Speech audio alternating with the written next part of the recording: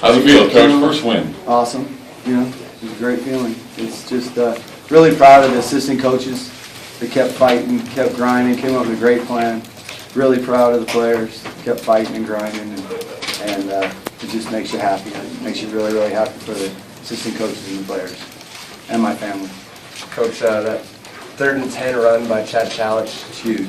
Talk about what you saw there from the defense. You know, they were playing a lot of cover two, and initially I was going to call a play where we had a tight end has an option, the back's out and flat, and then I was like, right as he's going, I said, no.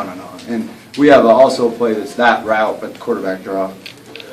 So we called the quarterback draw with that route and kind of pulled 2 of the linebackers out of there, and Chad did a great job, competed his butt off. That was really the difference of the game right there. He ran all the time.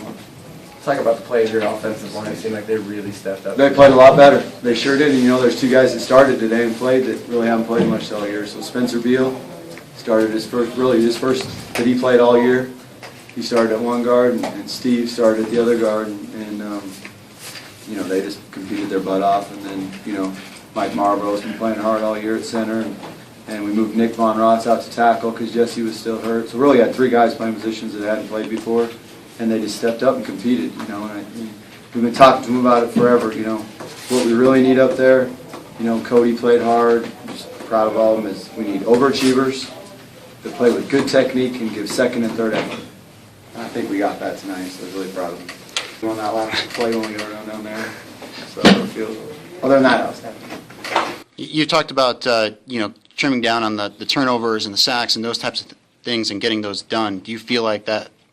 Obviously, it happened. Yeah, you know, it happened. We got to continue to do that. You know, I think Chad grew a lot today.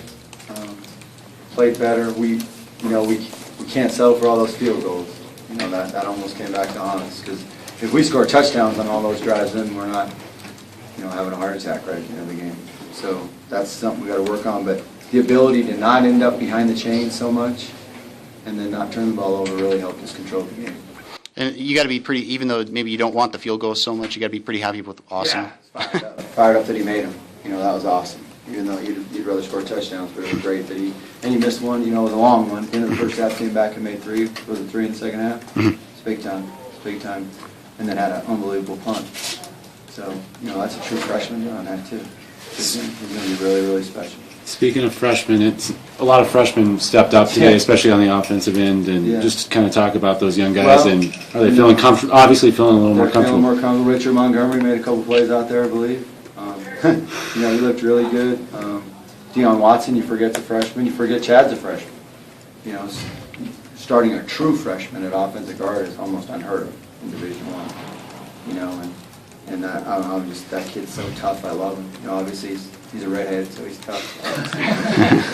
But you know, it's just, I'm just so proud of all those guys. And then our defense flew around and just played their tails off.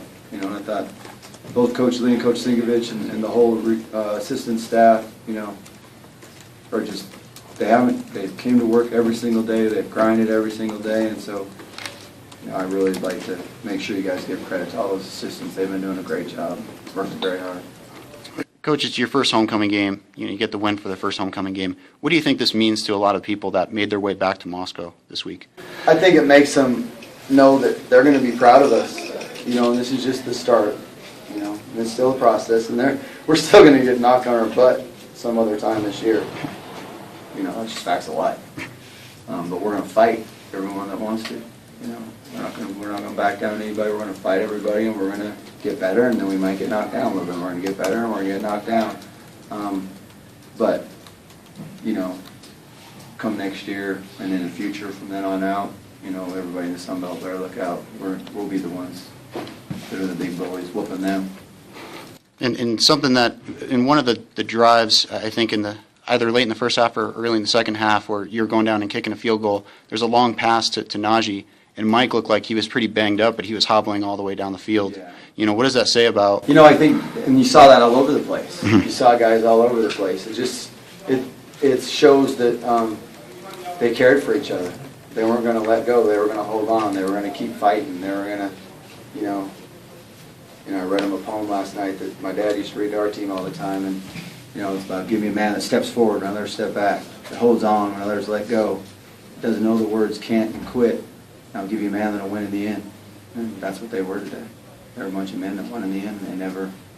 They stepped forward, they held on, they were tough, they grinded. I'm just proud of all of them.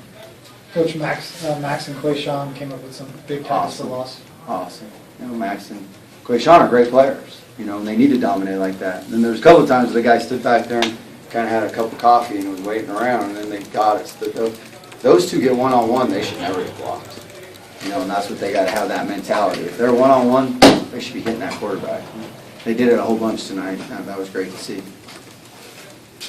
You guys only gave up 3 points in the first half. Pretty great. It's great defense, and they stiffened and they fought and they tackled well. A couple drives in the second half, we missed some tackles.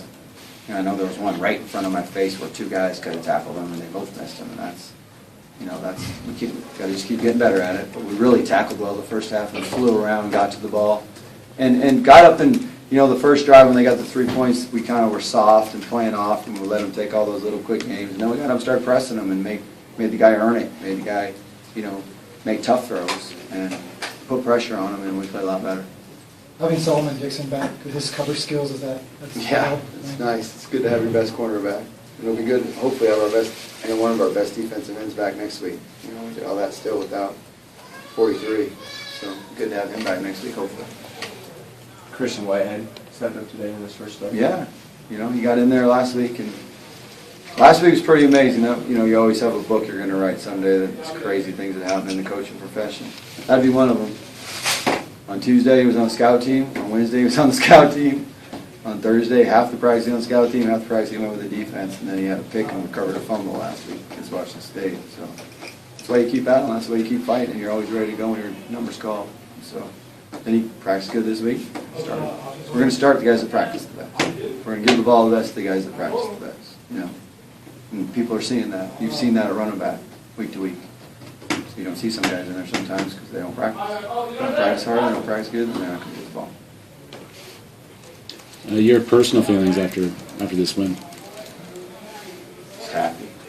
Just real happy. Happy for my wife, happy for my kids, happy for the assistant coaches, happy for the players. So now, be happy tonight, go back to work tomorrow. Coach, we saw you hug your daughter and your wife after the game. What's going through your head after the W and you're going towards them with that rush of emotion? Just a bunch of love,